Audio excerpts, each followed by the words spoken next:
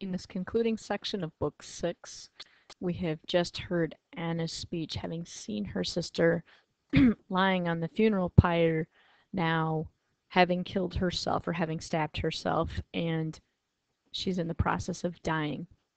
So beginning in this section at line 688, we begin with Illa referring to Dido, and she, having tried to raise her graves oculos again, deficit.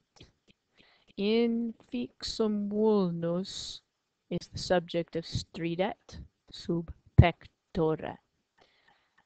This particular anaphora of ter, three times, should sound familiar to you from an earlier portion of this work. See if you can come to class able to make a comment about that. This is a little bit complex. Atolates raising herself and having leaned upon an elbow, she 3-time lewawit. She has risen. She's rised up. Then 3 times revoluta est. She has fallen back onto the couch, dative. And she has sought with oculis errantibus the alto caelo. Reperta is ablative. It's a one-word ablative absolute here with the participle, referring to the lucem. And with the lucem having been found, she gemuit.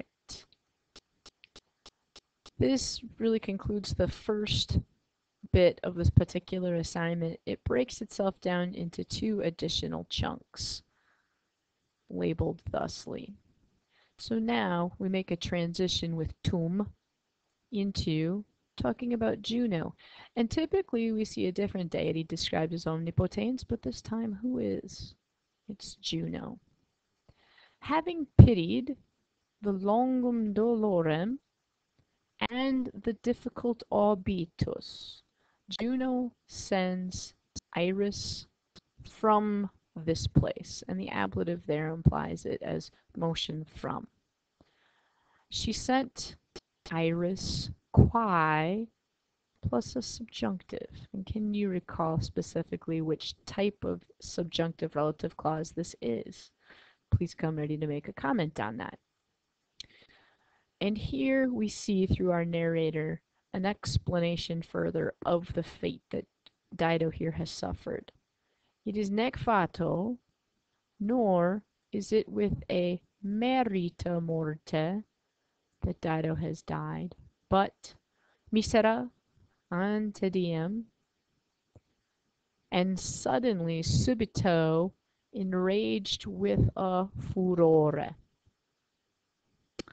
Not yet had Proserpina, the goddess of the underworld, performed the following act. And what this was the typical and the traditional belief that it is for Proserpina to take a lock of hair from the top of the head of the dying one, and that is what releases the spirit and allows the spirit to proceed to the underworld.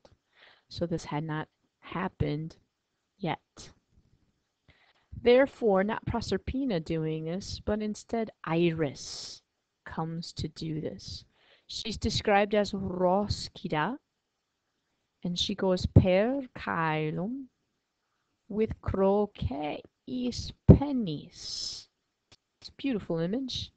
She is trahents, present participle, mille varios colores adverso sole, against the sun. What is it that Iris is traveling on?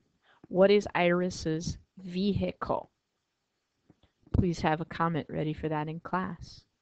She flies down and supra caput astitit.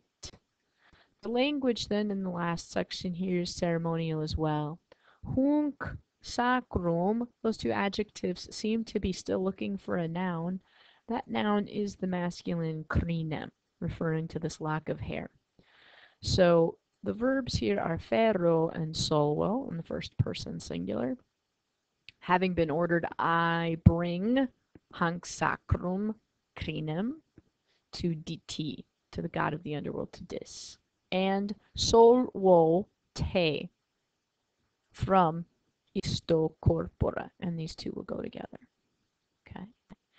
Speak ait, the speech has ended. And again, with the proper hand, with the dextra hand, she cuts the lock. Your text advises you to take una here as the adverb completely. Omnis calor, having slipped away altogether. And the vita recessit inventos. And this is the end of Dido and of Book 4. But this is not the last time we will see Dido.